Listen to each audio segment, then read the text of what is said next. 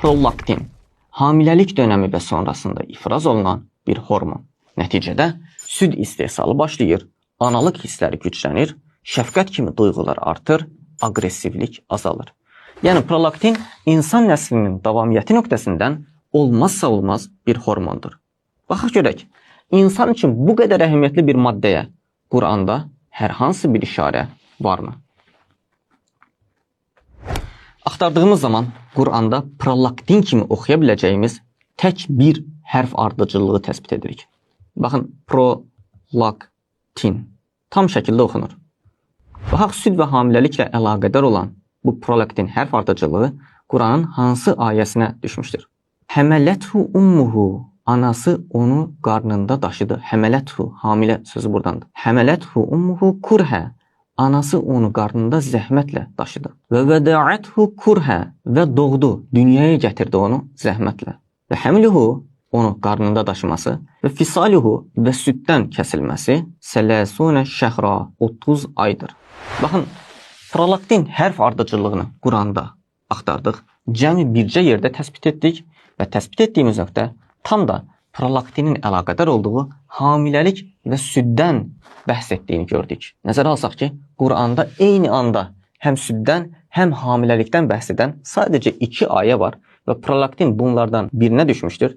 Təsadüf ehtimalı 6236 böl 2, 3118-də 1. Yox, təsadüf deyil.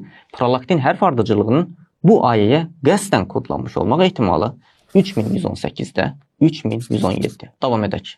Kronometr gəmilərin okeanda yolunu itirməməsi üçün icad olunmuş bir cihaz. Baxaq görək, insanlıq tarixinə damğa vurmuş bu cihaz haqqında Qur'anın işari mənalarında nəsə bir şey varmı? Axtardığımız zaman kronometr kimi oxuya biləcəyimiz Qur'anda yenə tək bir hərf ardıcılığı təsbit edirik. Kronometr açıq şəkildə oxunur. Görək, hansı ayəyə düşmüşdür? Mindiyiniz gəmiləri və heyvanları yaratdı ki, 43-cü surə 13-cü ayə. Onların üzərlərinə, yəni gəmilərin üzərlərinə yerləşincə Rəbbinizin nemətini anıb deyəsiniz. Subhanəl-ləzi səxxara lənə həzə və mə kunnə ləhu muqrinin.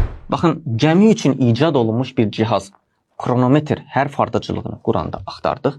Cəmi bir yerdə təsbit etdik və təsbit etdiyimiz nöqtə tam da gəmidən bəhs etdiyini gördük. Yenə nəzərə alsaq ki, Quranda gəmidən bəhs edən 30 ayə var.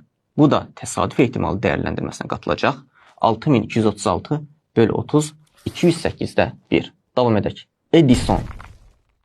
İşıq deyəndə ilk ağla gələn ixtiraçı. Baxaq görək, Quranın işari mənalarında Edisona dair nəsə bir şey varmı? Nə də olsa, Quran özünü وَلَا رَتْبٍ وَلَا يَابِسٍ إِلَّا فِي كِتَابٍ مُبِينٍ deyə tərif edir. Axtardığımız zaman Quranda Edison kimi oxuya biləcəyimiz sadəcə bir hərf ardıcılığı görürük. O da budur, baxın. Edison açıq şəkildə oxunur. Görək, hansı ayəyə rast gəlmişdir? 24-cü surə 43-cü ayə. Yəkədu sənə bərqihi. Az qalır ki, şimşək parıltısı. Bax, sənə bərqihi, şimşək parıltısı. Edison tam da bura kodlanmışdır. Şimşək parıltısının tam içinə. Yəkədu sənə bərqihi. Az qalır ki, şimşək parıltısı. Yəzhəbu bil əbsar. Gözlərini kör etsin. Baxın, Quranda Edison hərf ardıcılığını axtardıq. Cəmi bir yerdə təsbit etdik və təsbit etdiyimiz nöqtə tam da Edisonun məşhurlaşdığı işıq, şimşək parıltısı kəlməsinin üzərinə kodlanmış olduğunu gördük. Yenə nəzərə alsaq ki, Quranda şimşək, nur, ziya kimi işıq mənasını ifadə edən 41 kəlmə var. Bu da təsadüf ehtimal dəyərləndirməsinə qatılacaq. 6236 böl 41, 152-də 1. Və Edison hərf ardıcılığı Quranın 114 surəsindən hansı surəyə düşmüşdür? Nur surəsi. İşıq, nur. Təbii ki, bu da təsadüf ehtimal dəyərləndirilməsinə qatılacaq. 114-də 1, vur 152-də 1, 17328-də 1. Yox, Edison bura təsadüfən düşməyib.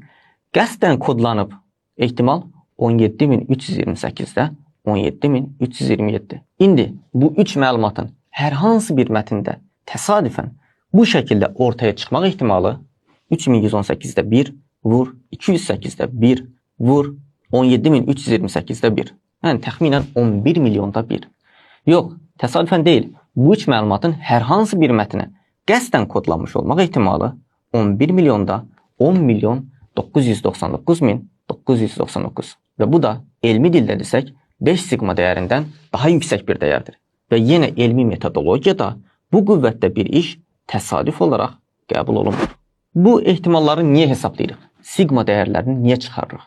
Özümüzü aldatmamaq üçün, nəyəsə kör-körənə inanmamaq üçün və ya nəyisə kör-körənə rədd etməmək üçün. Nə də olsa biz inanmaq yox, bilmək istəyirik. Daha çox istəyənlər var, maraqlananlar var. Biz çəkirik. Daha yüzlərlə bu cür kriptoloji möcüzə bilirik, çəkəcəyik. Daha çox istəyənlər üçün biz çəkiklərimizin əksəriyyətini bax bu kitabdan çəkmişik. Muhammed Ali Aslan adlı dostumuzun çalışmalarıdır. Bu kitabda 30 civarında bu cür kriptoloji möcüzə var. Özündə hər halda bunun da bir 20 qatı var. İstəyənlər üçün açıqlama qisminə link atacağım, oradan baxarsınız.